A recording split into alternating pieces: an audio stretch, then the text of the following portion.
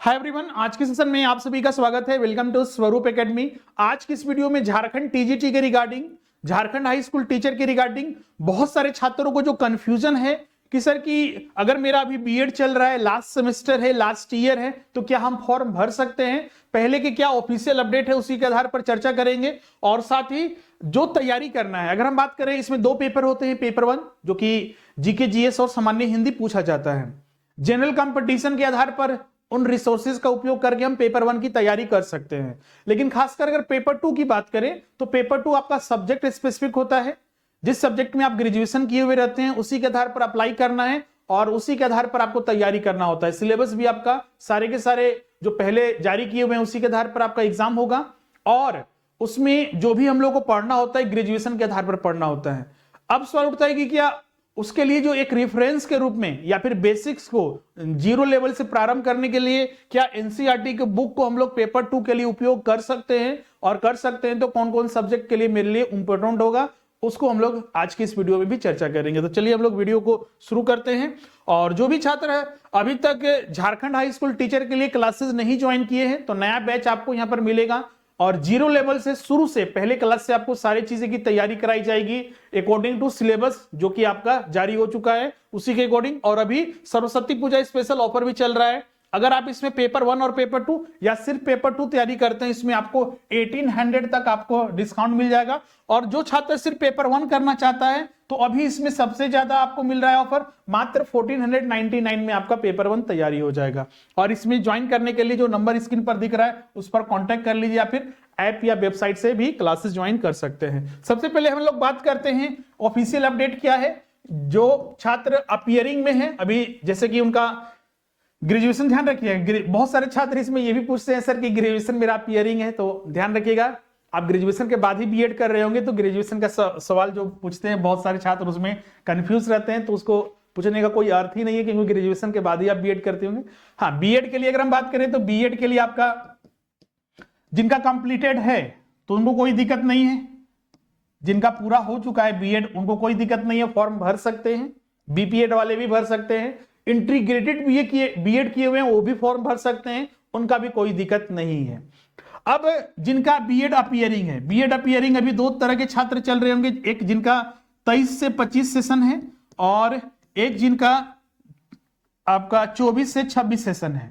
24 से 26 इस साल तो स्टार्ट होगा, तो ये तो ध्यान रखिएगा अगर 2025 में वैकेंसी अगर ये आती है टीजीटी जो 2025 में ये वैकेंसी आएगी तो ये छात्र जो है फॉर्म नहीं भर सकते क्योंकि फर्स्ट ईयर वाले को या फिर जो फर्स्ट सेमेस्टर या सेकेंड सेमेस्टर होते हैं उनको शामिल नहीं किया जाता है। अब इसमें जो कंफ्यूज है आपका जो छात्र है 23 से 25 सेशन वाले, और जो अभी तक का जो पहले के एग्जाम में फॉर्म भरे गए हैं या फिर जितने भी झारखंड में एग्जामिनेशन होती है तो इसमें यह देखा गया है कि अपियरिंग वाले को भी मौका दिया जाता है। ये चीजें बिल्कुल क्लियर है। अब यहां पर देखिएगा, क्योंकि इसमें देखिएगा तो सीटेट या जेटेट या फिर एस्टेट की सर्टिफिकेट नहीं मांगा जाता है कि जो छात्र अब वो क्वालिफाई करेगा तभी जब बीएड उनका कंप्लीट होगा, तो इस तरह की चीजें नहीं होती। इसमें से ग्रेजुएशन और बीएड चाहिए तो इनको भी मौका इसमें मिलता है। वो भी छात्र जो है जो 23-25 जिनका सेशन है जो इनका इस साल कंप्लीट होने वाला है। अब बोलिएगा सर कि उसमें तो कंडीशन होता है सर्टिफिकेट वगैरह, जब डॉक्यूमेंट वेरिफिकेशन होगा तो आपको बताते हैं जैसे कि अभी ये जनवरी खत्म हो चुका है, फरवरी, और अब देखिए कि अभी तो सर्कुलर वगैरह जारी हुआ है, कितना खाली पद वगैरह है उसके आधार पर फिर कैबिनेट में पास होगा और उसके बाद फिर जो है एडवर्टाइजमेंट जारी किया जाएगा। तो इसमें एक हो सकता है कि आपका समय लगे, 2-3 महीना लगे, तब तक मान लीजिए कि आपका अप्रैल मई तक तो सभी का एग्जाम जो हो जाता है, बीएड का फाइनल एग्जाम हो जाता है, तो तब तक आपका जब डॉक्यूमेंट वेरिफिकेशन आपके लिए जब आपको बुलाया जाएगा, क्योंकि अभी देखिए एडवर्टाइजमेंट आने में लेट है ही, फिर फॉर्म भरा जाएगा, एग्जाम होगा, फिर रिजल्ट आएगा और उसके बाद डॉक्यूमेंट वेरिफिकेशन के लिए बुलाया जाएगा। और इसमें कम से कम आपको 7 से 8 महीना, मतलब डॉक्यूमेंट वेरिफिकेशन के लिए अगर सभी चीजें झारखंड में, ध्यान रखिएगा झारखंड में कुछ भी कभी भी हो सकता है, मान लीजिए कि सभी चीजें अगर सही रहती है तो फिर भी 7 से 8 महीने लग जाता है डॉक्यूमेंट वेरिफिकेशन तक, आते आते कम से कम लगेगा ही।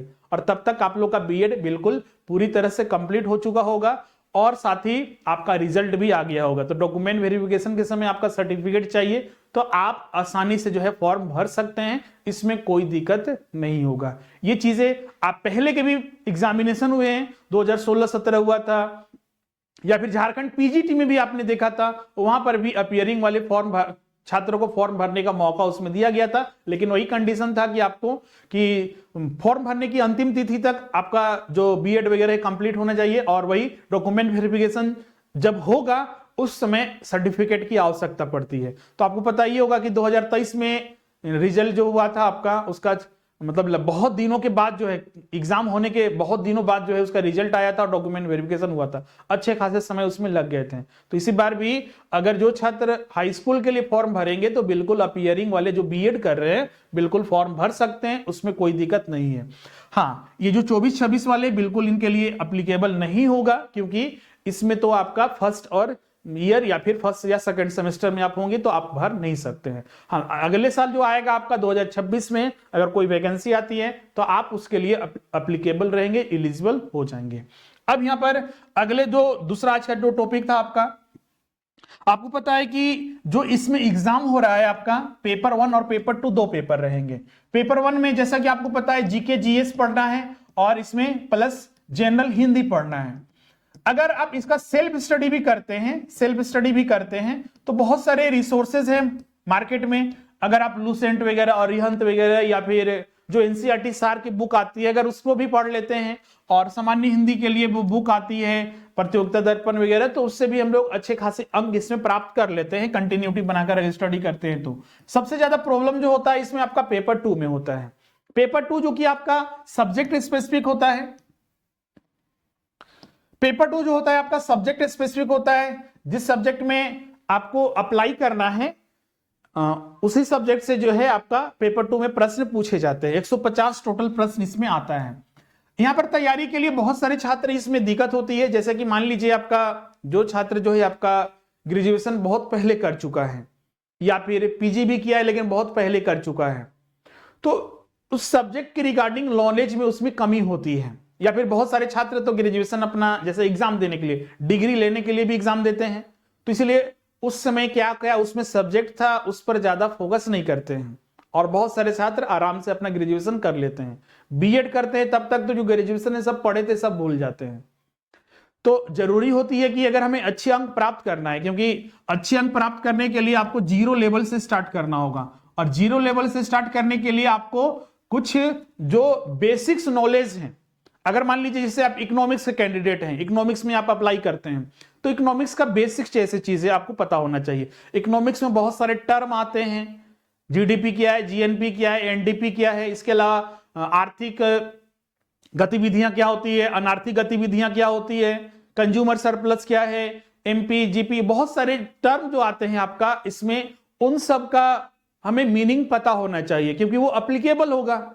इसके लिए हम लोग बेसिक्स को कैसे सुधार सकते हैं, बहुत सारे छात्रों का ये प्रश्न था। जैसे कि हमारे बैच में भी बहुत सारे छात्र क्लासेस करते हैं तो वहां पर एक चीज की कमी देखी जाती है, जैसे कि हम लोग अपने तरफ से तो जितना 0 लेवल से होता है हर चीज बताते ही हैं, लेकिन बहुत सारे छात्र हो सकता है कि उन पॉइंट को नहीं जानते होंगे तो पूछते हैं तो वो सब डिस्कस किया जाता है।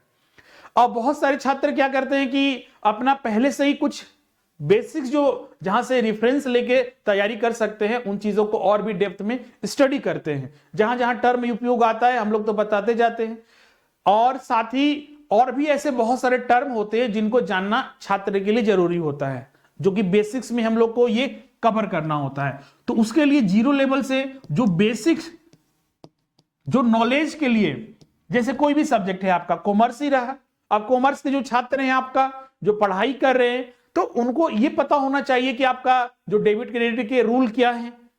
ऐसे डेबिट क्रेडिट के रूल आपको पढ़ना ही है, लेकिन थोड़ा उसमें कॉन्सेप्ट जैसे एसेट्स क्या है, लाइबिलिटीज क्या है, एक्सपेंसेस क्या होता है, रेवेन्यू क्या होता है, अगर इस सब का मीनिंग पता ही नहीं होता है तो हम कैसे उत्तर इसका दे सकते हैं। क्लियर है? अगर एडवांस टॉपिक पढ़े और बेसिक्स ही पता नहीं रहे तो उसमें समस्या होती है।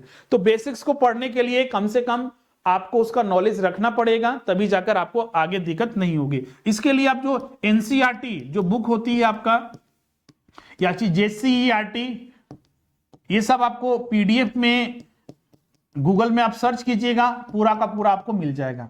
क्लास 11th और 12th का, क्लास 11 एंड 12th का, उससे पहले की जरूरत नहीं है आपको, 9th 8th 9th 10th वगैरह पढ़ने की जरूरत नहीं है। 11th और 12th कम से कम आप पढ़ लेते हैं। जैसे कि मान लीजिए हर एक सब्जेक्ट का जो भी एग्जाम होता है आपका 9th 10th में तो हर एक सब्जेक्ट का आता है, जैसे कि आपका हिस्ट्री का आता है, तो हिस्ट्री के बेसिक्स के लिए आप एनसीईआरटी को रेफरेंस के रूप में रख सकते हैं। सिविक्स का आता है, जो पॉलिटिकल साइंस होता है आपका, उसके लिए भी आपका इकोनॉमिक्स का आता है। आपका इकोनॉमिक्स में आपका 11th एंड 12th में जो Indian economy, micro macro economics वगैरह की पुस्तकें आती हैं, उसको आप रेफरेंस के रूप में। कॉमर्स का आता है आपका।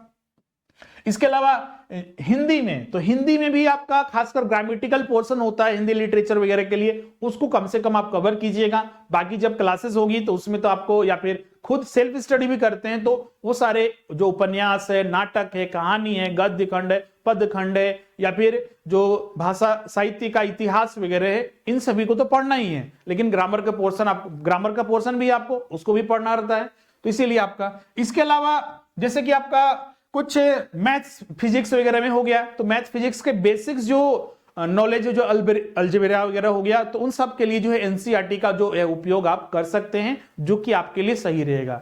अगर मान लीजिए मैथ और साइंस में अगर आप उपयोग नहीं भी करते हैं, कम से कम जिनका जिनका ये सब सब्जेक्ट है, हिस्ट्री सिविक्स है, इकोनॉमिक्स है, कॉमर्स है, या फिर जो अन्य सब्जेक्ट के जो एग्जाम में पूछे जाते हैं, जो एग्जाम में आपको उसका पेपर देना है, तो एनसीईआरटी या जेसीईआरटी पुस्तक आप जरूर पढ़िएगा, आपके लिए उपयोगी ये रहेगा आपको, क्योंकि ये आपको बेसिक नॉलेज देता है।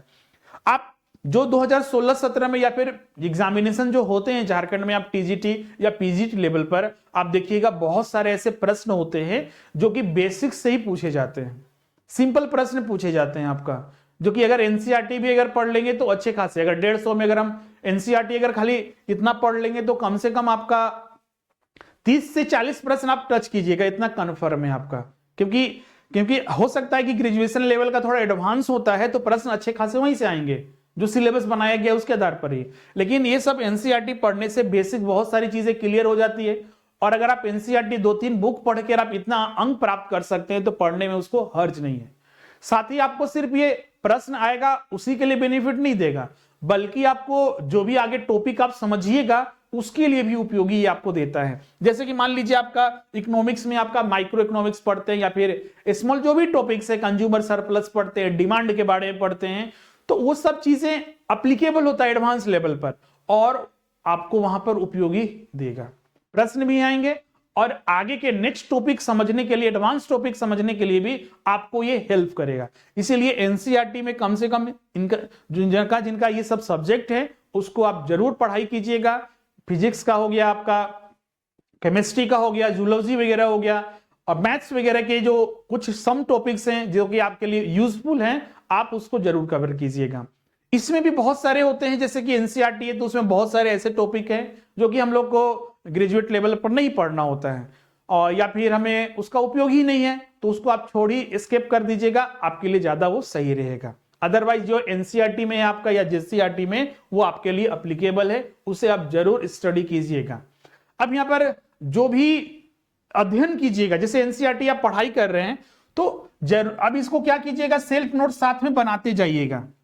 जैसे कि मान लीजिए जो एनसीईआरटी आपने पढ़ा, क्लास 11 का पढ़ा, जैसे कि क्लास 11 मान लीजिए 1 या 2 बुक है, तो उन सब का समरी भी साथ में बनाते जाइएगा। ऐसा नहीं कि मान लीजिए पढ़ाई कर रहे हैं, उसमें ना कोई अंडरलाइन, मान लीजिए लिखने के लिए ज्यादा तो सही रहेगा कि आप लिख के की नोट्स बना लीजिएगा।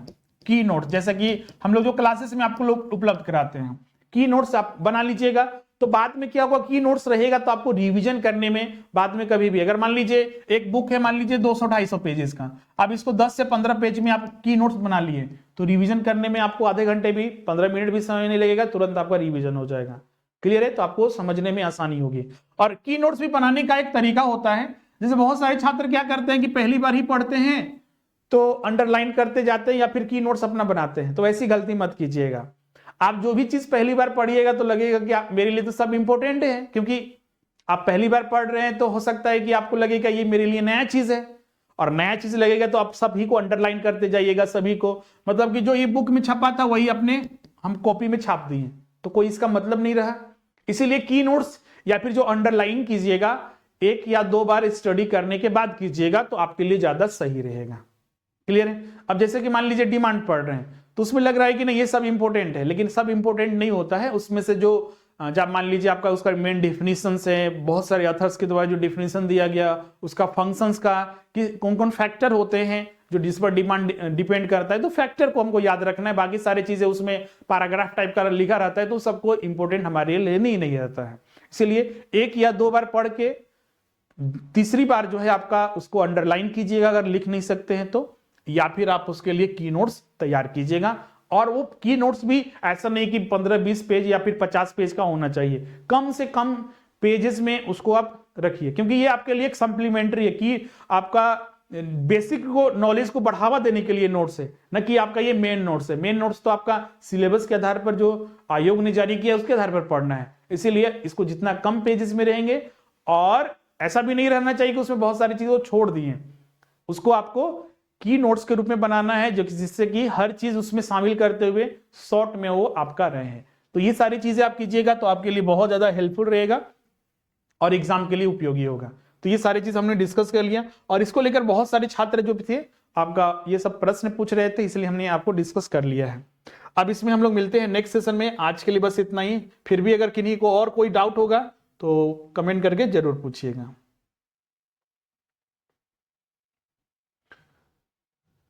Okay, thank you everyone. और बहुत सारे छात्र सिलेबस को भी लेकर, सर सिलेबस पहले वाला सिलेबस देखिए हर बार नहीं बदलता है। जैसे अब देखिए पीजीटी का एग्जाम हुआ, 2016-17 का जो सिलेबस था वही लागू हुआ, 2016-17 में 2000 टीजीटी का भी हुआ था, तो इस बार भी वही एप्लीकेबल रहेगा, तो बदलना नहीं है, क्योंकि नई नियमावली भी बनी थी, उसमें भी सिलेबस को लेकर कोई मतलब की इंफॉर्मेशन नहीं था कि सिलेबस में चेंजेस किया जाएगा। जो पहले वाला पैटर्न था वही सेम रखा गया पैटर्न, एक ही में एग्जाम होगा, पेपर 1 और पेपर 2 रहेंगे।